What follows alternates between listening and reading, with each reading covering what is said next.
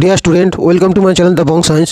দেখো, আজকে আমরা আলোচনা করব ক্লাস 9-এর 5 নম্বর চ্যাপ্টার শক্তি ক্রিয়া কার্যক্ষমতা ও শক্তি। দেখো, এই চ্যাপ্টারে যে প্রশ্নগুলো আছে 1 নম্বর 2 নম্বরের যে প্রশ্নগুলো, 3 নম্বরের যে অঙ্কের যে কোশ্চেনগুলো আছে। প্রথম প্রশ্ন দেখো, এসআই পদ্ধতিতে কার্যের পরম একক। আমরা সাঁতরার বই থেকে সমাধানটা করছি। তাহলে উত্তরটা কী হবে? দেখো, এসআই পদ্ধতিতে কার্যের পরম একক জুল। 2 নম্বর, 1 জুলের মান হচ্ছে 10⁷ আর্ক। পরের কোশ্চেন,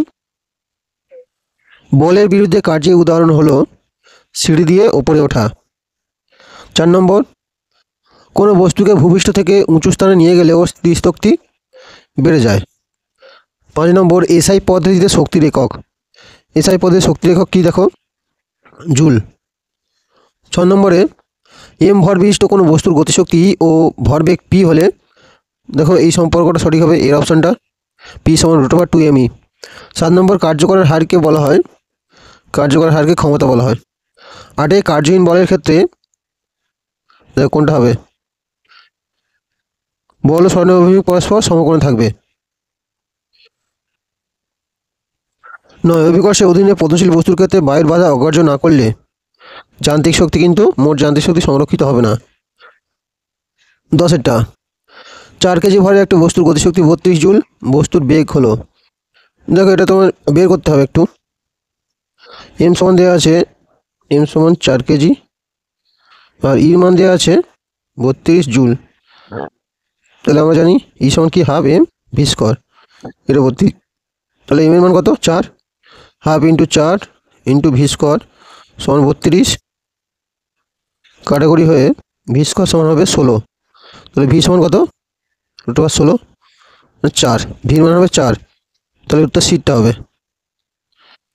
এবার দেখো, 2 দাগের অতি সংক্ষিপ্ত প্রশ্ন, ক্ষমতার ব্যবহারিক একক, ক্ষমতার ব্যবহারিক একক কিন্তু ওয়াট। 2 নম্বরে, স্থিতিশক্তি সমান ভর ইন্টু অভিকর্ষ ত্বরণ ইন্টু উচ্চতা।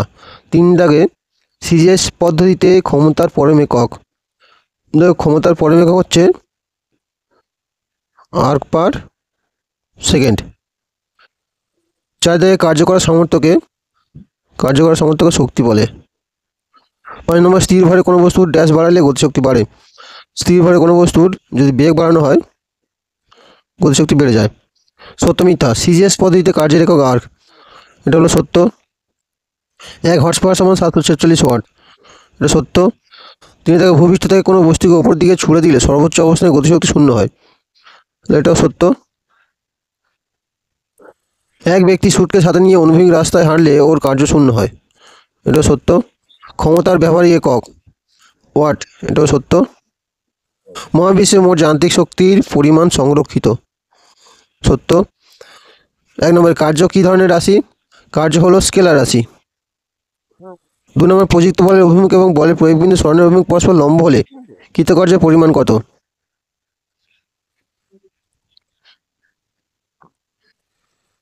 দেখো, এটা কৃতকার্যের পরিমাণ কি হয়? 0 হয়। সিজিএস পদ্ধতির কার্যের পরম একক কি? সিজিএস পদ্ধতির কার্যের পরম একক হচ্ছে আর্ক। কার্যের ব্যবহারিক একক কি? কার্যের ব্যবহারিক একক জুল। অভিকেন্দ্র বল দ্বারা কৃতকার্য কত? অভিকেন্দ্র বল দ্বারা কৃতকার্য হলো 0। ক্ষমতার মাত্রিক সংকেত লেখো। ক্ষমতার মাত্রিক সংকেত হচ্ছে mL² T-3। কোন শর্তে কৃতকার্যের মান সর্বোচ্চ হয়? দেখো, আমরা জানি কি, আমরা জানি W সমান হচ্ছে FS cos থিটা। এখন থিটা যদি 0 ডিগ্রি হয় তাহলে W সমান কী হবে? FS cos 0 degree. cos 0 মানে 1। তাহলে থিটা যদি 0 ডিগ্রি হয় তাহলে কৃতকার্য কী হয়? সর্বোচ্চ হয়। তাহলে এখানে থিটা 0। আর শক্তি কী ধরনের রাশি? শক্তি হলো স্কেলার রাশি। 9 নম্বরে, স্থিতিশক্তি পরিমাপের সূত্র কি? ই সমান হচ্ছে mgh। গতিশক্তি পরিমাপের সূত্র কি? এটা হচ্ছে পোটেনশিয়াল, এটা kinetic, half m v square. বলের প্রয়োগবিন্দু স্মরণ না হলেও কি কার্য সম্পন্ন হওয়া সম্ভব? এটা হলো না। স্তম্ভ মেলানো, দেখো এক অশ্ব ক্ষমতা 446 ওয়াট, এটা এরটা হবে। এসআই পদ্ধতিতে কার্যের পরম একক জুল। 1 জুল 10⁷ আর্ক, ক্ষমতার একক হলো জুল পার সেকেন্ড। এখন দেখো 3-এর দাগে যে গাণিতিক প্রশ্নগুলো আছে, এখানে আমি গাণিতিক প্রশ্ন শুধু একটাই দেখতে পাচ্ছি, 13টা। এম ও 4m ভরের দুটি বস্তুর গতিশক্তি অনুপাত 2:1 হলে তাদের ভরবেগ অনুপাত কত হবে? দেখো এটা আমি করে দেবো।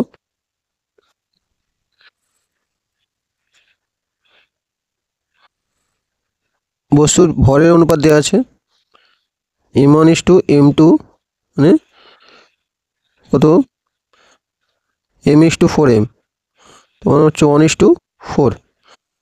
গতিশক্তি ধরো E1:E2, 2:1। ভরবেগ অনুপাত P1/P2 আমরা জানি √2m1E1/√2m2P2। যদি মান বসিয়ে দিই,